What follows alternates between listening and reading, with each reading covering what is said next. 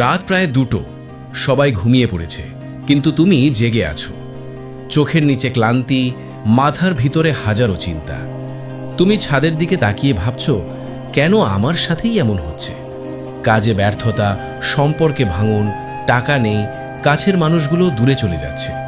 তোমার মনে হচ্ছে পুরো পৃথিবী যেন তোমার বিরুদ্ধে দাঁড়িয়ে গেছে। ঠিক তখনই দূরে কোথাও মন্দিরের ঘণ্টার শব্দ শোনা গেল। ওম নমঃ শিবায়। তুমি থমকে গেলে। এটা কি শুধু কাকতালীয়, নাকি কোনো ইশারা? পরের দিন অফিসে গিয়ে শুনলে তোমার প্রজেক্ট ক্যান্সেল।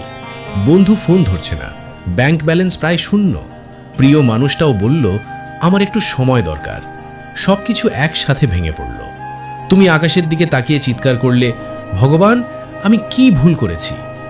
সন্ধ্যায় মন খারাপ করে রাস্তায় হাঁটতে হাঁটতে এক পুরনো শিব মন্দিরের সামনে বসে পড়লে। সেখানে এক বৃদ্ধ সাধু বসেছিলেন। তিনি হেসে বললেন, বাবা, এত কষ্ট কেন? তুমি অবাক, আপনি জানলেন কিভাবে? সাধু শান্তভাবে বললেন, যখন জীবনে সবকিছু একসাথে ভেঙে পড়ে, তখন বুঝবে শিব তোমাকে পরীক্ষা নিচ্ছেন।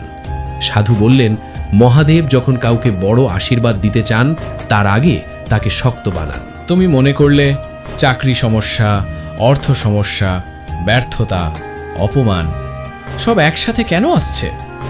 কারণ লোহা আগুনে পুড়েই ইস্পাত হয়। শিব তোমাকে ভাঙছেন না, তোমাকে শক্ত বানাচ্ছেন।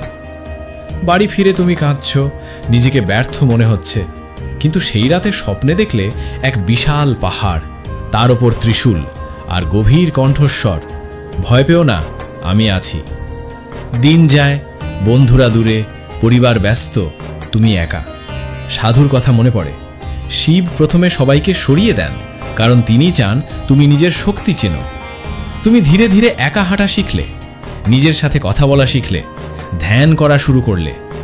একদিন আয়নার সামনে দাঁড়িয়ে নিজেকে বললে, আমি পারবো। এটাই ছিল তোমার টার্নিং পয়েন্ট। তুমি ভাবছ, আমি কি ভুল পথে? আমি কে? আমার উদ্দেশ্য কি? কিন্তু হঠাৎ বুঝলে এই প্রশ্নগুলোই তোমাকে জাগাচ্ছে। আগে তুমি শুধু টাকা চাইতে, এখন তুমি শান্তি চাইছো। এটাই শিবের শিক্ষা। মন্দিরের সামনে বসে ধ্যান, পেছনে ধূপের ধোঁয়া, ঘণ্টার শব্দ, মনে শান্তি, হৃদয়ে শক্তি। তুমি অনুভব করলে কেউ যেন তোমার কাঁধে হাত রেখেছে।